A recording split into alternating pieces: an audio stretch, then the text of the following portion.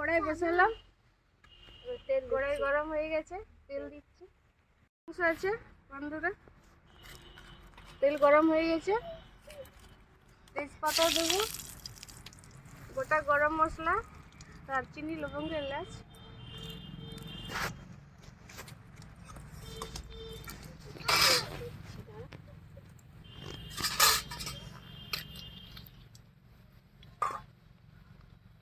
কুচনো পেঁয়াজ,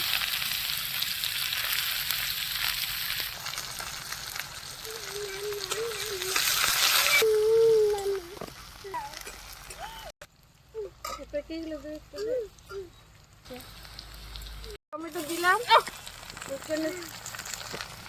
লঙ্কা দিলাম, টমেটো, কুচনো লঙ্কা, 2 রকম লঙ্কা কুচনো আছে। ঝাল ঝাল করে বানাবো, ঠান্ডা লেগে গেছে।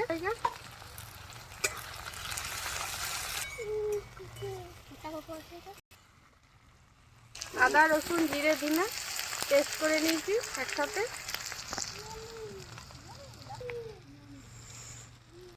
একটু ঝাল ঝাল করে করবো।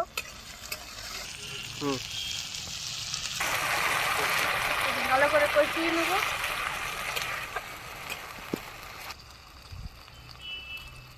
হলুদ দিলাম,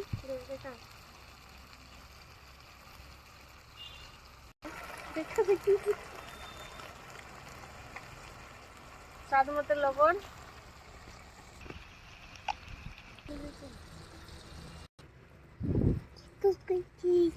কোকো ছেচ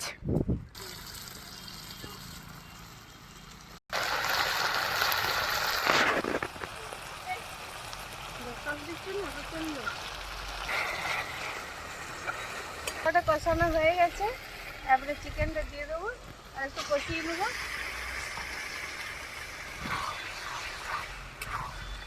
ঝাল ঝাল করেই বানাচ্ছি, পুরো কাঁচা লঙ্কাই শুধু। সিদ্ধ আলু দিয়ে দিলাম, 3টি করে কেটে নেব। আজকে সিদ্ধ আলু দিয়ে বানাচ্ছি। কাঁচা লঙ্কা সেন্ট উঠে গেছে, দারুণ গন্ধ বেরিয়েছে, যা লাগবে না খেতে। আমরা তো হোটেলের মতো কালার টালার করি না, কালার দেখে মনে হয় যে কত সুন্দর, কিন্তু সুন্দর না। এইটা যে বানাচ্ছি, এটা খেতে যে স্বাদ লাগবে, ওটা হোটেলের তো অত লাগে না। কালার দেখে মানুষ ইয়ে হয়ে যায়, আবার এত সুন্দর কালার, কি সুন্দর দেখতে, কিন্তু খেয়ে টেস্টটা হচ্ছে আলাদা মানুষের। আমি যেটা বানাচ্ছি এটা টেস্টটা একটা আলাদা লাগবে, এটা কোনো শরীরে ক্ষতি করবে না।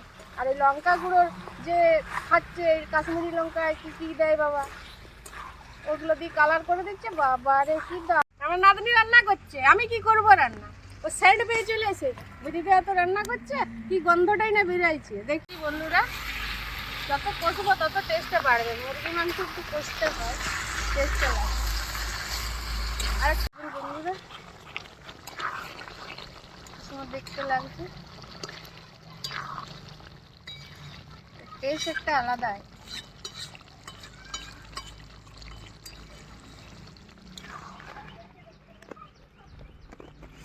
চিকেন কারি দেখুন কেমন হয়েছে দেখতে। আমি কোনো কালারও দিই না, লঙ্কা গুঁড়ো দিই না, কাঁচা লঙ্কারই তরকারি বানিয়েছি।